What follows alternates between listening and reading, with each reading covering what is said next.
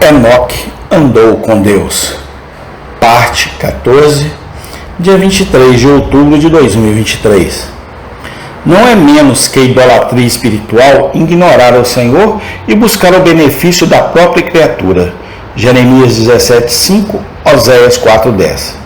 Se ele dissesse a palavra, poderíamos comer e não nos fartar, dormir e não nos refrescar, de modo que mesmo nestes somos chamados a andar pela fé com Deus, buscando o benefício da ordenança e designação de Deus sobre essas coisas. 3. Devemos usá-los para Deus e seu serviço, como o viajante leva seu cajado na mão, não para ser um fardo ou uma carruagem para ele, mas para ajudá-lo em sua jornada. Enquanto a alma está no corpo, ela tem uma poderosa dependência dele, e assim é como o cavalo que deve ser cuidado. Até o fim podemos realizar a jornada. 2 Reis 3,15. Portanto, andar com Deus nessas coisas nos faria usá-las da maneira que mais nos encaixar para a obra de nosso chamado cristão, tendo isso como nosso grande escopo diante de nossos olhos. 4. Devemos manter uma santa moderação cristã nestas coisas. Filipenses 4:5.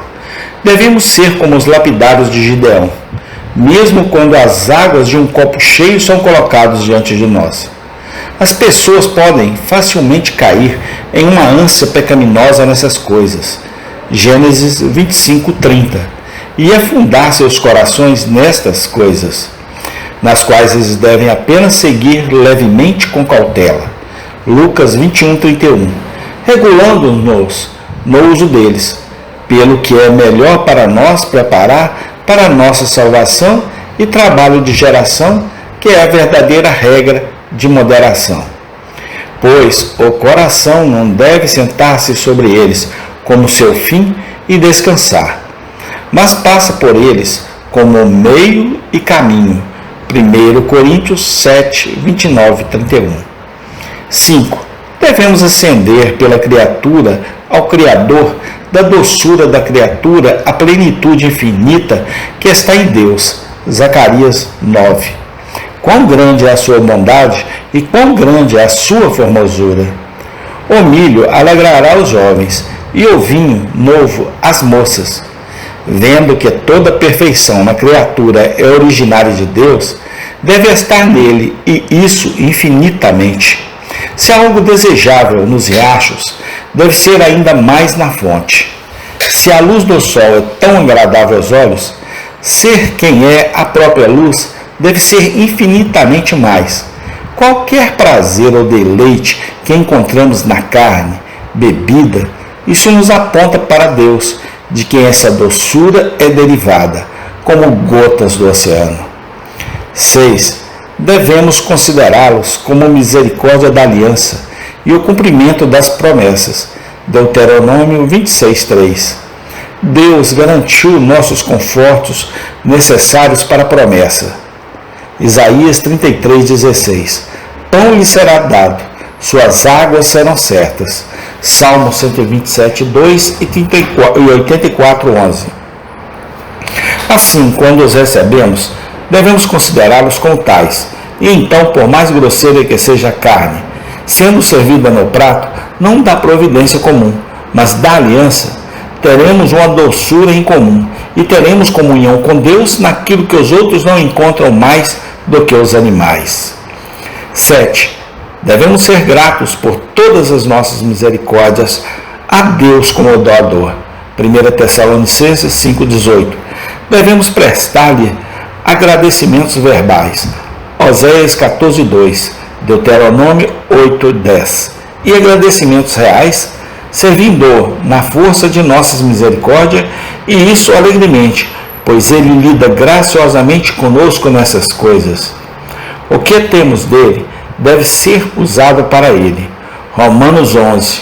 E quanto mais liberalmente ele lida conosco, mais alegremente devemos servi-lo. Deuteronômio 28, 47 e 48. Em segundo lugar, devemos andar com Deus em nossas ações civis, como são competentes para os homens na sociedade, como negociar, comprar, vender, trabalhar e, em uma palavra, administrar nossos negócios mundanos, para que não possamos agir como animais no primeiro, para que não possamos agir como homens que não conhecem a Deus no último. Agora, se andássemos com Deus no gerenciamento de nossos assuntos temporais, 1. Devemos agir nesses assuntos como sob o sentido de um comando ou designação de Deus neles. Deus deu a cada um seu chamado, posição e trabalho, e devemos agir adequadamente em obediência a ele. 1 Coríntios 7:24. Fazendo o nosso próprio negócio como para o Senhor, que é nosso grande mestre. Efésios 6:7. Assim, um homem deve cuidar de seus negócios mundanos, seja para proveito próprio ou de outro, porque Deus disse: não furtarás, encarando-o como parte de seu dever para com Deus. 2. Devemos depender dele pela fé, para direção em nossos negócios. Provérbios 3:6. Devemos orar por isso e confiar em Deus por isso. Assuntos temporais não são exceções.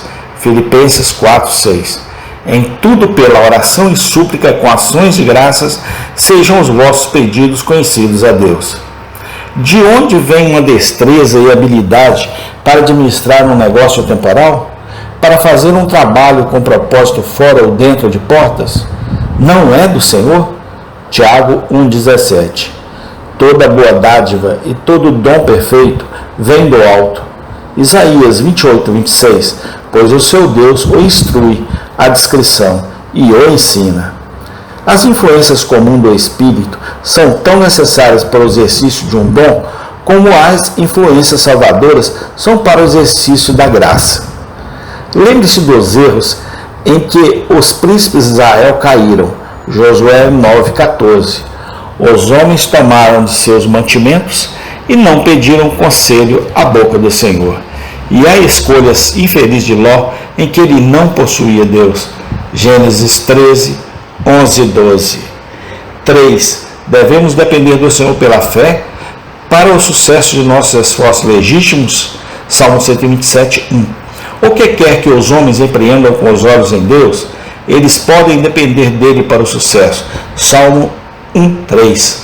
Uma confiança não santificada de sucesso, Deus frequentemente explode, para que ele possa deixar todos os homens verem em tudo que pela força nenhum homem prevalecerá.